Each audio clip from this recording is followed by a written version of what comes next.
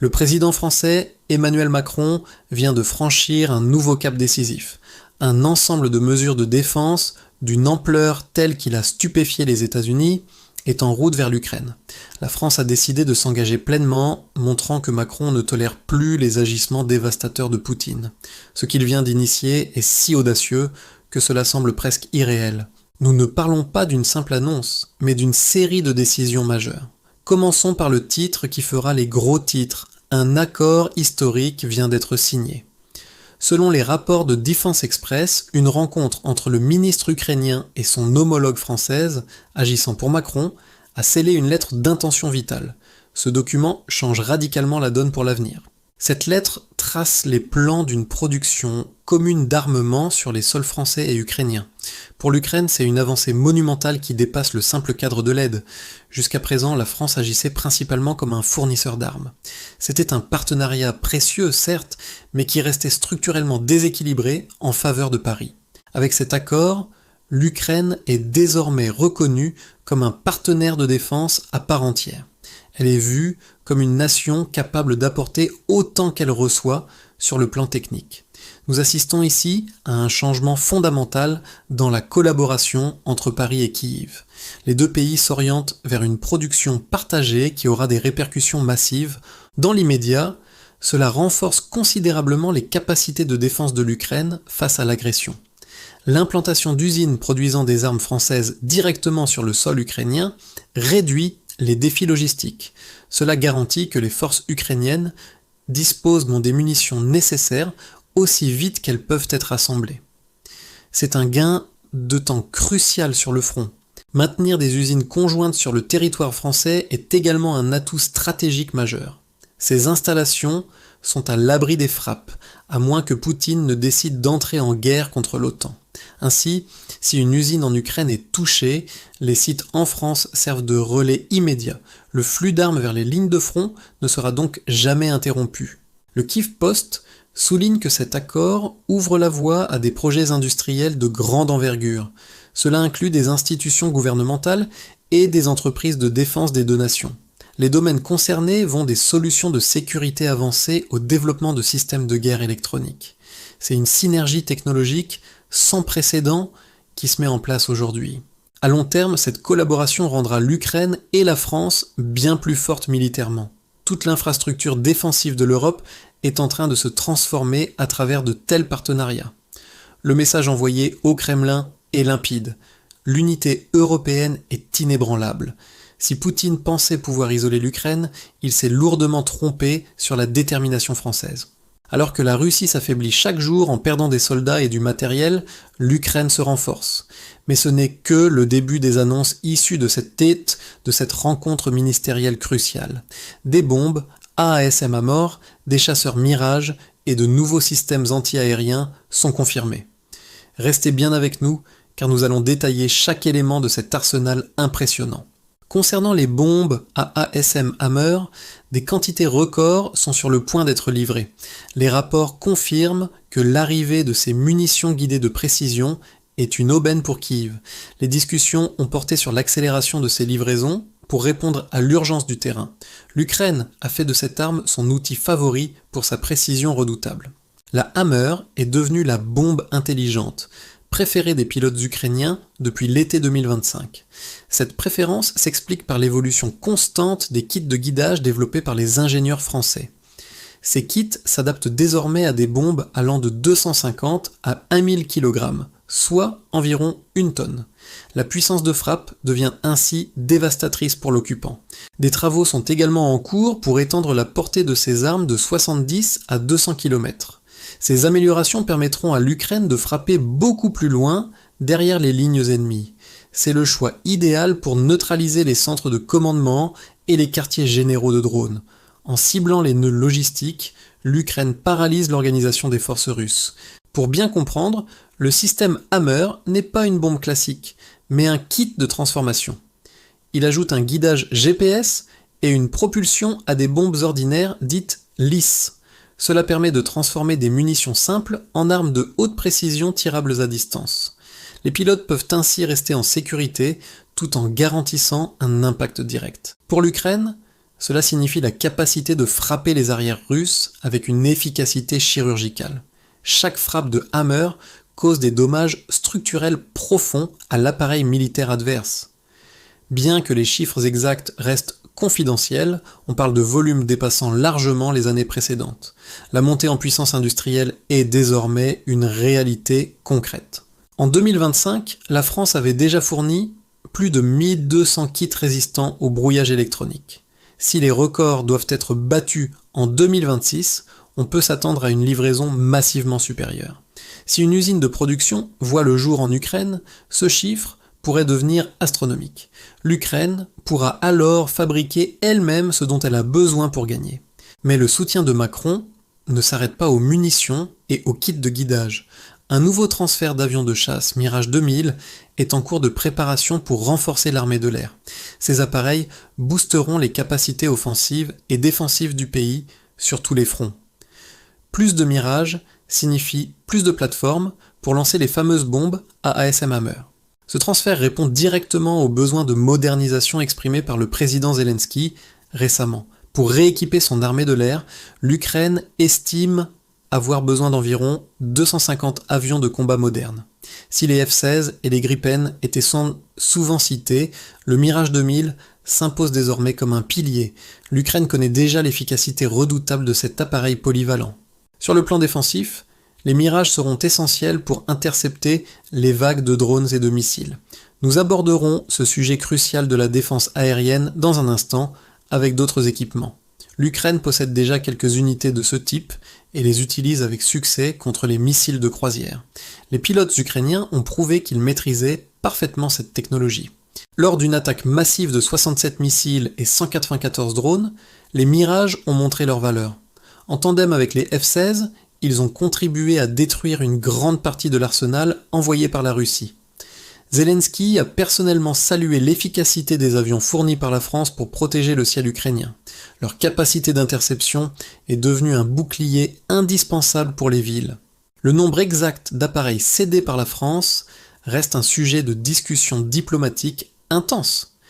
Certaines sources suggèrent que la France pourrait donner l'intégralité de son stock restant de Mirage 2000. Bien que conçus dans les années 80, ces jets supersoniques ont été modernisés pour répondre aux défis actuels. Ils sont parfaitement capables de mener des missions de haute intensité. Comme pour les F-16, leur utilisation offensive augmentera à mesure que le nombre d'appareils augmentera. Avec une flotte suffisante, l'Ukraine pourra justifier des opérations plus audacieuses contre les positions russes. Il ne serait pas surprenant de voir ces Mirages bombarder des centres logistiques très prochainement. La montée en puissance aérienne de Kyiv est désormais inéluctable. Il est important de noter que ces Mirages ont été modifiés pour tirer des missiles de longue portée. Ils peuvent emporter les fameux Scalp et Storm Shadow que l'Ukraine utilise déjà avec grand succès. Même s'ils sont moins récents que les Rafales, ils restent des atouts stratégiques de premier ordre. Ils comblent un vide capacitaire urgent pour les forces armées ukrainiennes. Passons maintenant au problème majeur des missiles et des drones qui harcèlent les infrastructures civiles. Fin 2025, la Russie a intensifié sa stratégie aérienne avec des volumes de projectiles records. On estime que près de 100 000 drones et des milliers de bombes planantes ont été lancés. Cette pression constante cherche à épuiser les stocks de défense de l'Ukraine. Face à cette menace, Zelensky a été très clair. L'Ukraine a besoin de plus de systèmes anti-aériens. Si les patriotes américains sont excellents, ils ne peuvent pas être partout à la fois sur le territoire. La vulnérabilité face aux bombardements russes reste une préoccupation majeure pour le commandement à Kyiv. C'est ici que l'aide française devient véritablement providentielle et stratégique. Les rapports indiquent qu'en début d'année, le taux d'interception des missiles de croisière avait légèrement chuté. Cela signalait une pénurie de munitions et de systèmes disponibles pour couvrir tout le pays. C'est précisément dans ce contexte que le plan de Macron intervient pour changer la donne. De nouveaux systèmes SAMP-T, Mistral et Crotale sont en route vers le front. Parmi eux, le SAMP-T est sans aucun doute le plus vital pour la protection des populations. Des discussions sont en cours pour améliorer ces systèmes afin qu'ils traitent les menaces balistiques russes. L'objectif est de produire des intercepteurs Aster plus rapidement grâce à la production conjointe. Cette autonomie industrielle est la clé de la résistance ukrainienne sur le long terme. En plus des nouveaux systèmes, la France fournit des radars de remplacement pour les unités endommagées. La ministre Vautrin a confirmé que des réparations sont déjà en cours sur les équipements existants. Cette maintenance proactive garantit que le bouclier ukrainien reste opérationnel malgré les attaques incessantes. La France assure ainsi un service après-vente militaire indispensable et complet. L'annonce de 8 nouveaux systèmes SAMP-T est une nouvelle absolument majeure pour la défense ukrainienne. La France a même décidé de prioriser Kyiv par rapport à ses propres besoins ou ceux de l'Italie. Cela portera le total à 48 lanceurs, offrant une couverture radar et de tir sans précédent. C'est un effort de guerre considérable de la part de l'industrie française. Le SAMP-T a été spécifiquement conçu pour contrer les menaces exactes que l'Ukraine affronte aujourd'hui. Il excelle dans l'interception des missiles de croisière et peut neutraliser des drones de toute taille. Avec une portée de 100 km, il est parfait pour traiter les menaces de moyenne portée. C'est une technologie de pointe qui surpasse souvent ses équivalents russes. Chaque missile Aster emporte une charge explosive capable de pulvériser n'importe quelle cible volante. La masse même du missile crée un impact cinétique dévastateur, assurant la destruction totale de la menace. Grâce au deal de production conjointe, l'Ukraine pourrait bientôt fabriquer ses propres missiles Aster. Cela mettrait fin à la dépendance vis-à-vis des stocks occidentaux, parfois limités. Revenons un instant sur l'arme de longue portée que nous avons évoquée plus tôt dans la vidéo. Si vous avez pensé au missile Scalp, vous avez vu juste, c'est l'atout maître de Kyiv. Bien que les autres systèmes soient donc confirmés, la livraison de nouveaux Scalp est actuellement en discussion finale. Ce missile a déjà prouvé sa valeur en frappant la flotte de la mer Noire. On ne peut que spéculer sur le contenu exact de ces négociations entre Paris et Kyiv. Il est possible que l'Ukraine cherche à obtenir une licence de production locale pour ce missile. Quoi qu'il en soit, le Scalp reste le cauchemar logistique des généraux russes en zone occupée. S'il est livré en nombre, il sera la cerise sur le gâteau de cet arsenal. Une question légitime se pose alors. Qui va financer cet effort de guerre colossal ?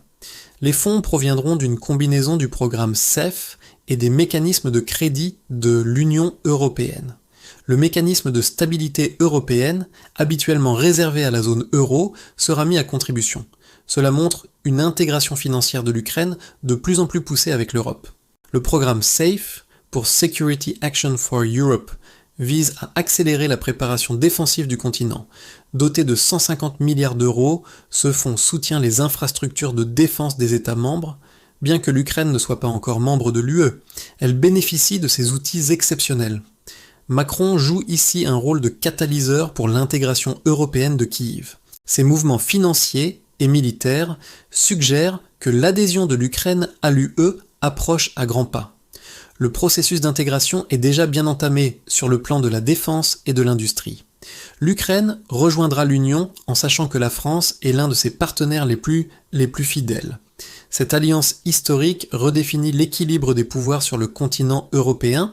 Ce qui est remarquable, c'est que ce n'est pas la première fois que la France surprend ainsi. Déjà en janvier, une initiative française avait laissé les observateurs américains totalement pantois et admiratifs. Tout cela se fait avec une précision chirurgicale, sans qu'un seul coup de feu français ne soit tiré. La stratégie de Macron est une leçon de diplomatie active. Si vous souhaitez comprendre comment la France façonne aussi la guerre du renseignement, nous avons eu une vidéo dédiée. Elle explore les coulisses de cette aide discrète, mais ô combien cruciale pour les succès ukrainiens. L'analyse des liens profonds entre ces partenaires européens est essentielle pour comprendre le conflit. La géopolitique actuelle se joue dans ces accords stratégiques. N'oubliez pas de partager votre avis en commentaire sur cette montée en puissance du soutien français. Votre soutien est précieux pour nous aider à continuer ces analyses approfondies et sourcées. Si ce format journalistique vous plaît, faites-le nous savoir en aimant cette vidéo. C'est grâce à vous que nous pouvons couvrir ces sujets brûlants avec précision. Pour ne rien manquer de l'actualité militaire et des évolutions technologiques sur le terrain, abonnez-vous dès maintenant. Nous décryptons pour vous les enjeux complexes de la défense mondiale chaque semaine avec rigueur. Merci de nous avoir suivis pour ce reportage exclusif sur l'alliance entre Macron et Zelensky. À très bientôt pour une nouvelle analyse sur le monde de la défense.